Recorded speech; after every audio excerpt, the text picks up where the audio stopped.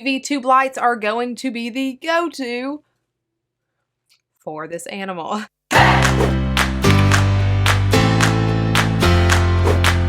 Good morning, Reptilians. Welcome and welcome back to the channel. So this week we are...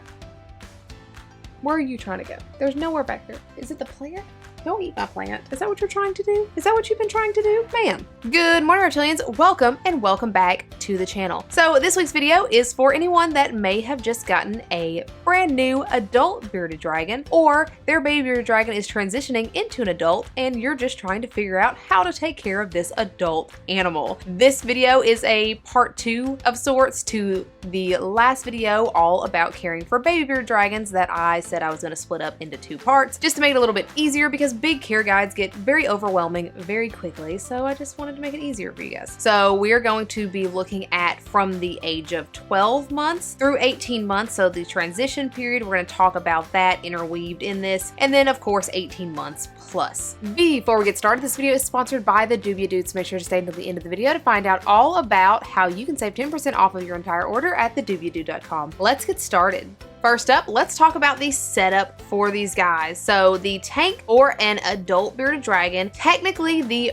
bare minimum, the absolute bare minimum for an adult bearded dragon is a 40-gallon breeder, which actually is equivalent to about 50 gallons. However, this is honestly too small for a bearded dragon. If you have an adult bearded dragon and you've had them in a 40-gallon long, you know that basically they have enough room to take a couple steps, turn around, and that's it. And we definitely want to give our bearded dragons more than that. So I would definitely advise going bigger than that if you can. As far as how big, go as big as you can. Your bearded dragon is going to be happy with as much space as you want to give them, so give them as much space as you can. They are going to need primarily lots of floor space, but these guys will climb as well. Zaz climbs every single day to get on her basking spot, and she'll also climb around the little climbing areas in her tank as well. Just don't give them an arboreal setup. And the best kind of tanks for these guys is going to be a front opening tank. They have something on the top of their head here called the parietal eye, and the parietal eye is what in the wild would tell them if a bird shadow goes overhead, so that way they know to run. You reaching in over their head causes that same sort of shadow, and it could stress them out a little bit, especially if you have just gotten them. So it's best to just do front opening so that they can see that you are coming in at them. As far as lights, UV tube lights are going to be the go-to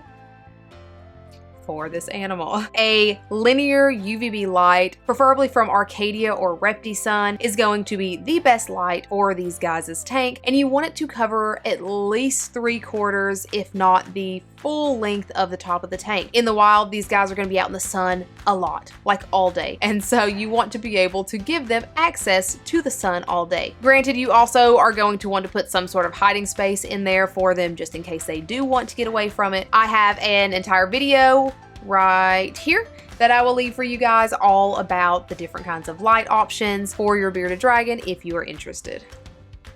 You cannot eat that plant. You have a salad in your tank that you didn't eat. Onto heat. For the heat bulb, I recommend getting a pretty large wattage of heat bulb and putting it in a dome with a dimmer switch. So we're looking at between 75 and 150 watts depending on your tank size, and just putting it into the dome and adjusting that dimmer to be the appropriate temperature. I know there are also heat bulb thermostats out there that could also be an option for you that will make sure that your heat bulb is staying the correct temperature. And we are going to want that basking spot to be between about 95 degrees Fahrenheit and 105 degrees Fahrenheit depending on the lizard. Zaz here likes it to be between 95 and 100. Anything over that she won't really bask, so pay attention to your animal, pay attention to their body language. If they refuse to get on that basking spot, or if they are panting away from their basking spot, things like that tell you that that temperature is too hot. If they are staying on their basking spot 24/7 and they aren't panting, they are stressed out on that basking spot, if they are hovered really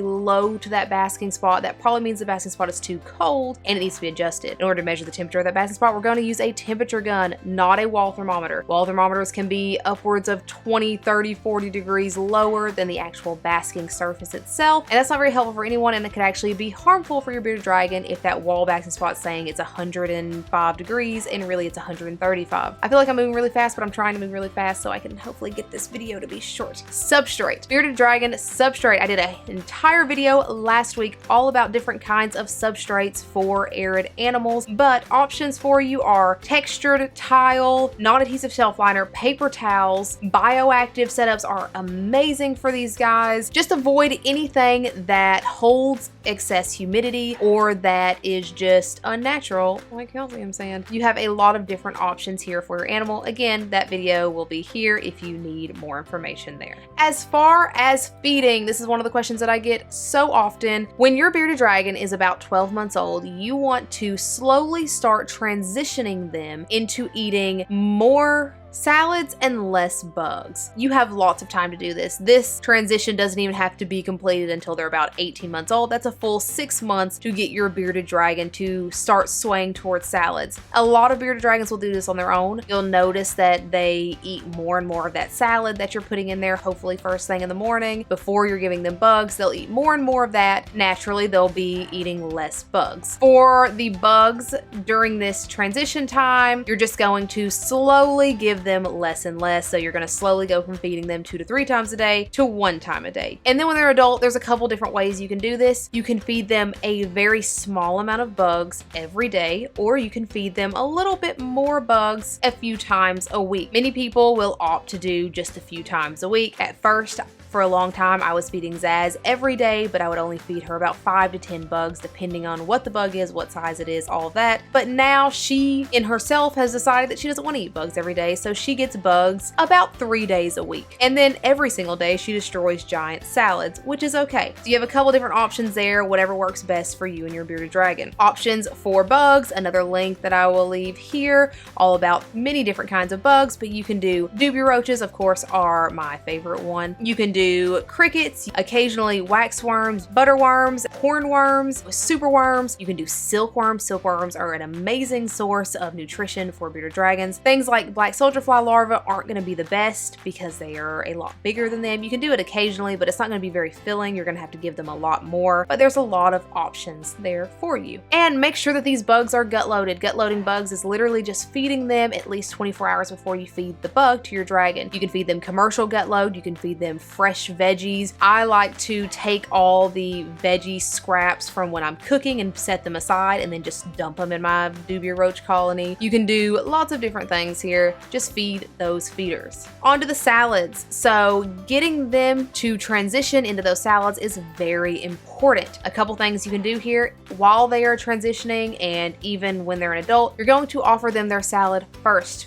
thing in the morning preferably, and leave it in there for a few hours before you even offer bugs. And as an adult, of course, they need to be eating 80% salad in their diet. And there's a couple things that you can do to try to nudge them in the direction of eating more salad, because it is very important that they're not eating large amounts of bugs, as it can cause issues with your bearded dragon, like fatty liver disease. Gout can come from them having too much protein. First of all, you can try to offer them different things in their salad. Some bearded dragons don't like certain foods, and that's okay. So try different kinds of greens. Most bearded dragons' favorite greens are going to be dandelion greens. You can also do collard greens, mustard greens, turnip greens. Zaz's favorite is butternut squash, bell peppers. They are brightly colored. Adding bright colors to that salad is also going to help them to want to eat their salads. Many bearded dragons like fruits. So if you add a little bit of fruit on top, or take a 100% fruit juice and just sprinkle it on top, bee pollen can help. Bearded dragons seem to love bee pollen. You can also take those small worms that I said would have been too small to just have as meals, like black soldier fly larvae or waxworms, and put them inside of the salad. A lot of times that salad moving around is going to encourage them to eat it. You can try hand feeding them. Just try lots of different things to get your bearded dragon to eat that salad. Again, we want to do a very large salad every day and then the bugs afterwards. And supplementation. You are going to supplement your bearded dragon's food with calcium and vitamin supplements when you feed them. This is going to depend on how often you are feeding them. If you're feeding them every day, you can supplement every day with a calcium supplement, maybe once a week with D3, the other days without D3. Then the other leftover day, you use a vitamin supplement. So vitamin once a week, calcium with D3 once a week, and all the other days, calcium without D3. If you're feeding them, let's say 4 days a week, do a vitamin 1 day a week, a calcium with D3 1 day a week, and a calcium without D3 the other 2 days. As you cannot eat the plants. and a calcium without D3 the other 2 days. As for water, this is a very heavily debated topic. I've talked about this in so many videos. I talked about it in the baby bearded dragon video. I talked about it in the My Opinions video, in controversial bearded dragon care. I've talked about this over and over again. Water bowls. Depends on you, it depends on your location, your bearded dragon. If most bearded dragons will not drink out of water bowls, they can't see the water, they cannot see standing water, they don't know it's there. They get most of their water from the food that they eat, from those salads, from gut loading those bugs. You can spray the tops of their salads with a water bottle to give them extra water. You can give them baths. Baths are very much recommended for adult bearded dragons to help them shed and to give them that extra water, and it also will help them go poop if they are having trouble with that. If you live in a humid climate, water bowls probably are not going to be a very good option for you because most likely you are already going to have an issue getting that humidity down where it's supposed to be. Your bearded dragon's humidity needs to stay below 40%. Nighttime spikes into the 50s is okay, not super low. Make sure it's not at like 0 to 10% because that also has dangers in itself, but between 30 and 40%. If you live in a very dry environment, then it might actually be necessary to have a water bowl in your bearded dragon's tank to increase the humidity up into the 30s. If your bearded dragon actively uses that water bowl, if you see them soaking in it, if you see them drinking out of it and it doesn't affect your humidity at all, then keep it in there. If it is causing your humidity to spike, take it out. If you have a water bowl in there, I highly suggest not having it under the basking bowl and not having a super large water dish. Just make sure you have a hygrometer in that tank to monitor the humidity. Shedding. When your bearded dragon is an adult, they're not going to shed anywhere near as much as they did when they were babies, and this is completely normal. I've had multiple people ask me, worried about their animal not shedding anymore. Once they're their adult size, the only time that they're going to shed is if they have gotten bigger. So maybe they come out of brumation and they're just eating a lot, then they may shed. Maybe they're coming out of brumation and they've lost some weight. If they have parasite issues, injuries will cause them to shed, but they're not going to just shed once every other week like baby bearded dragons did, and that is completely normal. Remember that they do not shed like a snake. It's all not going to come off in one piece. It's going to be little spots at a time, and as an adult, they may just shed their arms and then nothing else. Completely normal. Give them baths. Use shed helpers if you have to. Just remember, do not pull on that shed because if the scales under it are not actually ready, you could risk injuring them by detaching those scales. So don't pull on them, just let them shed. If you've had a baby bearded dragon, you should be used to all of that at this point. Cleaning, just like with babies, you are going to clean up the waste as it happens. Being able to run through their waste or sitting in their waste, or maybe even a stray bug gets out and runs through it and they eat it, all those things are going to greatly increase the risk of parasites and also increase the risk of carrying salmonella on their bellies from that unclean tank. So make sure you are cleaning it as soon as waste happens and disinfecting the entire tank about once a month. Common issues that these guys may have, I will leave a video here where I went over a lot of different ones. Parasites is the big one. Crickets are very much known to carry parasites, so if you're feeding a lot of crickets and then you notice that your animal stops eating, they start dropping weight, their poos are really runny or very smelly, things like that mean that they could potentially have parasites and that you may need to go get them checked out. Other issues are metabolic bone disease, which comes from them not getting enough calcium and vitamin D. So if that is the case, please take them to the vet. All of these issues, please take them to the vet, but please take them to the vet so they can get properly supplemented with calcium and that you can be instructed further on how to better your lighting situation. And ADV. ADV is a disease that some bearded dragons carry and that are highly contagious to other bearded dragons. I talked about all these again in that video and in my baby bearded dragon video. If you notice that your bearded dragon is having seizures, if they are stargazing, anything that looks abnormal, please take them to the vet.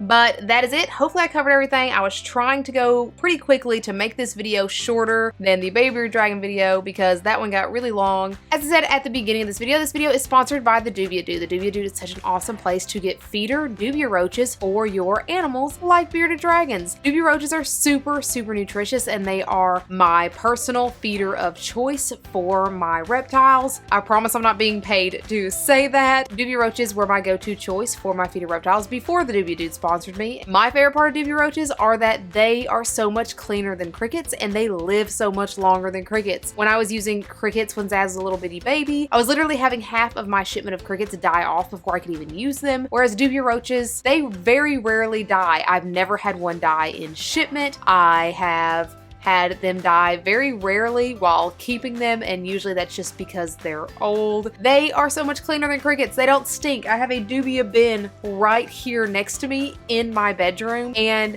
I can never smell it. They are also a lot more filling than crickets are for your animal. That means they have to eat less to get full, which means that in the long run, even though dubia roaches are more expensive individually than crickets are, you're not spending as much because they get full faster. Dubia roaches are my favorite. Make sure to use code L at thedubiadude.com to save 10% off of your entire order, and he offers subscription services too, so that's super cool. Thank you so much to the Dubia Dude for sponsoring this video. As always, if you have not already, please feel free to follow me on my other socials and like, subscribe, and hit that bell for notifications every single time I put out a new video, which is every Sunday and some Wednesdays. Make sure you have that bell on. Exciting things are coming. This week's Instagram shout out is for Darren Sean for following me on Instagram. I'm going through and liking a whole bunch of my stuff. And this week's subscriber shout out is here, because I'm recording this video at the same time as last week's video. I don't have it yet, but I will put it right here. Thank you guys both so much for the support. You are the bee's knees. Thank you so much for watching, and I hope you have a fantastic day. Bye! You can't eat that. It will make you sick. You can't have that. I'm so sorry. Will it make her sick? I really don't know. But she still can't eat ass. What is happening? You cannot eat that plant. You're just gonna look at it.